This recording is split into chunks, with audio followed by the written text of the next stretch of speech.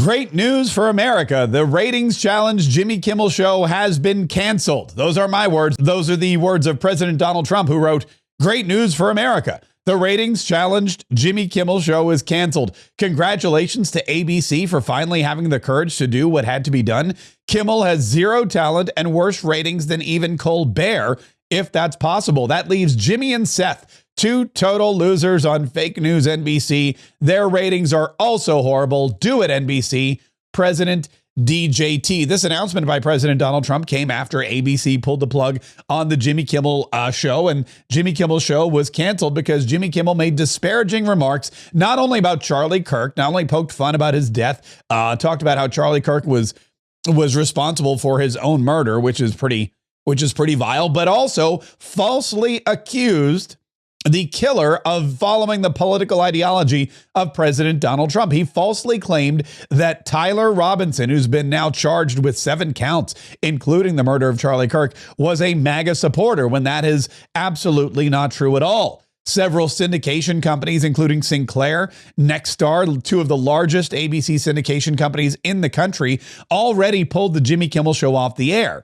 They said that they would not put the show back until Jimmy Kimmel made several concessions and apologies and donations, and until they were certain or clear that ABC would move forward producing content that was not offensive to their audiences. ABC had no choice but to cancel production immediately of the Jimmy Kimmel show, and Jimmy Kimmel is supposedly irate, supposedly furious, once again taking absolutely no responsibility whatsoever for his actions. This is not a free speech issue. This is, of course, a capitalism issue. If you have a star or a comedian or a late night propagandist who is driving your ratings into the ground because they can't do their job, which is to entertain people late at night, then you're going to have to replace them. And if they put you or your company or your bottom line in some kind of jeopardy, then it is your job as a responsible manager and head of that company to do whatever needs to be done to protect the investors and the income generated by your network. And that's exactly what this is, no matter what the left is going to tell you. Meanwhile, President Donald Trump was putting on a show with King Charles and Camilla Parker Bowles and the Prince and Princess and all the cheery people in jolly old London. They were at Windsor Castle. President Donald Trump was joined by First Lady Melania Trump, and he received a toast, a beautiful toast from the King of England on his historic second state visit. This unparalleled partnership, allow me to propose a toast to President Trump and the First Lady, and to the health, prosperity, and happiness of the people of the United States of America.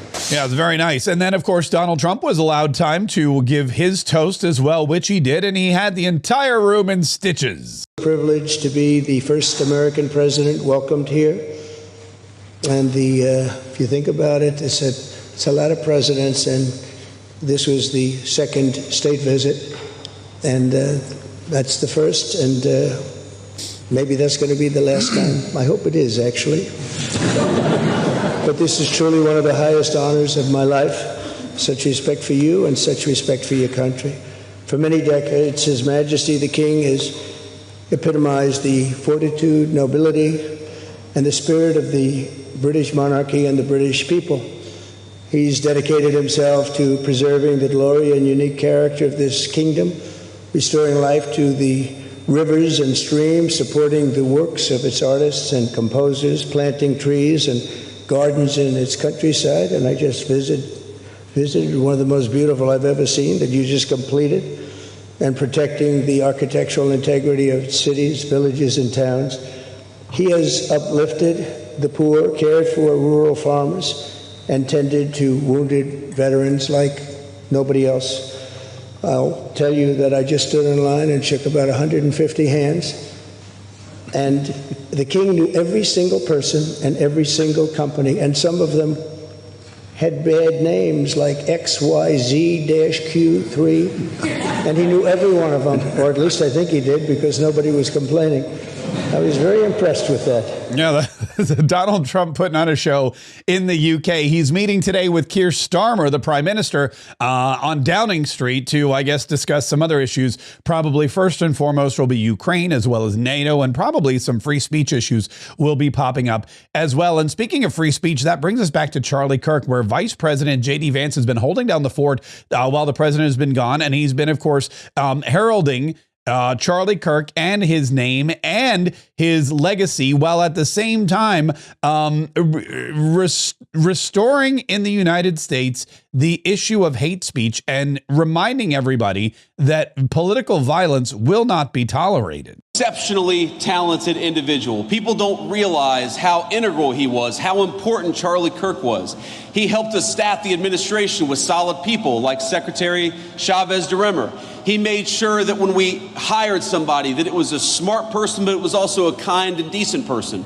You see him at these college events and he would talk to anybody. He didn't care if you were a Democrat, a Republican, a liberal, a conservative, if you supported the Trump administration or not. He felt that the most important American political virtue was to just get out there and talk to our fellow Americans. And that's exactly what he did over and over and over again. And unfortunately, that's why his life was ended so abruptly. He also talked about the people that are finding joy and celebration in the death of Charlie Kirk. And he pointed out that that is something that is an issue, a deep-seated issue. And that is something that we have to really understand, and we have to make sure we know where the root is and how we can root it out. Well, one way you wrap your head around it is discussing evil. What kind of person looks at a grieving young mother, at two beautiful young kids, and feels a certain sense of celebration? And I actually think, I don't know if it's a couple people, I don't know if it's thousands of people, but I would ask you, if you were the kind of person who feels joy at the death of a grieving mother and grieving children, what bad decisions have led you to where you are today? And why don't you get back on the right path? I really believe that there are people who recognize that the joy that they're feeling, the celebration they're feeling at Charlie's death, is evidence of evil within them, and they have to extinguish that evil. I think that. And I've even seen some social media posts where people have said, you know, I was feeling kind of good about this guy dying, and now I realized that meant there was something wrong in me. That's another way I think that God is speaking to people through Charlie's death, is these incredibly evil people celebrating it. We're seeing it. We're seeing that evil in the public eye for all to see. But I also think people are turning away from that evil because they recognize that it is so opposite of everything good and true and righteous in the world. And that is something else, as J.D. Vance points out, that we can see as a silver lining from this horribly tragic and dark cloud that has covered the United States of America and the world since Charlie Kirk was taken. The First Amendment also plays into it, because you'll hear repeatedly people say their First Amendment rights are being violated. And no doubt Jimmy Kimmel will say the same thing, that they should be able to say and feel and do whatever they want. And that is true. But at the same time, as I always point out, the First Amendment goes both ways. And if you want the right to say whatever you want, no matter how violent and disgusting it is, your employer or the person who hired you or the people that associate with themselves can choose not to associate themselves with you. Justice exists for both the people who repent and ask forgiveness. Justice also exists for people who don't repent and don't ask for forgiveness. I really do hope that the person who murdered Charlie Kirk eventually accepts that what he did was evil and terrible, but we still got to have justice anyway. And I think that for the people who are celebrating Charlie Kirk, look, we have a First Amendment in this country. The First Amendment protects a lot of very ugly speech, but if you celebrate Charlie Kirk's death, you should not be protected from being fired for being a disgusting person. If you're a university professor who benefits from American tax dollars, you should not be celebrating Charlie Kirk's death. And if you are, maybe you should lose your job, or your university should face a loss of funding. If you are the kind of person who thinks that Charlie Kirk was justifiably murdered, sometimes the government can't do anything about that. But you know what can is civil society.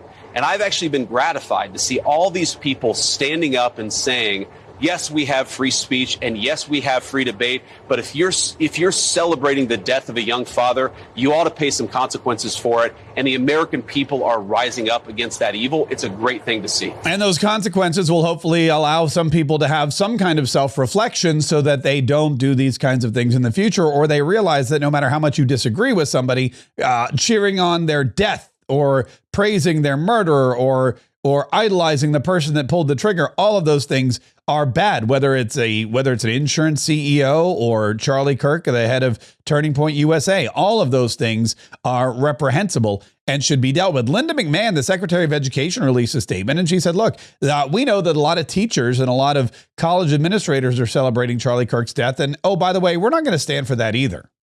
Less than a week has passed since the tragic and evil murder of Charlie Kirk. In this time of grief, we have seen something remarkable. Americans from every corner of our nation uniting to honor his memory and the values he held so dearly. Across America and the world, millions have gathered at memorial services and vigils, lifting their voices in prayer and remembrance. These acts of unity are a testament to Charlie's enduring impact, his devotion to God, his love for his family, and his unwavering commitment to what is best in our country. But alongside these powerful moments, we've also witnessed something deeply troubling. A small but vocal fringe has sought to excuse, justify, and even celebrate his murder. Alarmingly, many of these advocates of political violence are teachers, professors, and administrators at our schools and universities, leaders who are entrusted with shaping the character of the next generation and the ideas that affect us all. This is further evidence of the profound crisis in our classrooms and on our campuses. Make no mistake, ideological capture can lead to political violence by demonizing people with dissenting views. When our institutions become captive to divisive ideologies, we risk losing not only the pursuit of truth, but our very sense of humanity. I commend the institutions and leaders who have acted swiftly to condemn and hold accountable those who have crossed this ethical line. And that is something that they will continue to do. VP J.D. Vance was also asked about Antifa and some of these other organizations and some of the trans militias we're starting to see pop up, and what kind of responsibility or repercussions they will see in the wake of the Charlie Kirk killing. And here's what he said. If you are encouraging people to commit acts of violence against the United States government or against your fellow Americans, absolutely, you're involved in a terrorist movement. I don't know enough about that particular organization, but what you increasingly see, Jesse, is you see people in the trans community and other members of the far left who are saying they are so threatened by negative rhetoric that they must take arms and attack people. If your movement is telling you to commit acts of violence against people for speaking words that you don't like, number one, you're evil. And number two, you are engaged in a terrorist movement. And that's part of what we have to root out in the White House. And this is very important, Jesse. I've talked to a lot of people about this. I've talked to Stephen Miller probably 7 times in the past 2 days. We are working very hard to ensure that the funding networks for left-wing violence, that the radicalization networks for left-wing violence, that if you encourage or fund your fellow Americans or anybody else to commit acts of violence because you disagree with political speech, you are going to be treated like a terrorist organization, and we're going to go after you. In fact, President Donald Trump posted on Truth Social yesterday that he has designated Antifa a terrorist organization. I'm pleased to inform our many USA patriots that I am designating Antifa a sick, dangerous, radical left disaster as a major terrorist organization. I will also be strongly recommending that those funding Antifa be thoroughly investigated in accordance with the highest legal standards and practices. Thank you for your attention to this matter. So Antifa, now a terrorist organization based on what we've seen in recent years, especially with this recent attack on Charlie Kirk, where Antifa messages, pro-Antifa dialogue, Antifa fight songs, for lack of a better term, were scratched and etched on the bullets that were used in this shooting of Charlie Kirk. Donald Trump taking no prisoners. Donald Trump saying if you are engaged in activity that is detrimental, that is dangerous, that is illegal, or that harms any person or the United States of America, we are not going to allow that to happen. And that is not within your purview of freedom of speech guaranteed by the Constitution and the First Amendment. We have so much more to cover as President Donald Trump returns today and prepares for the weekend. If you have not yet downloaded our second daily podcast, go to markkaye.com, MARKKAYE.com. Hit the big red button that says, I want the podcast. Download, subscribe, listen, and enjoy.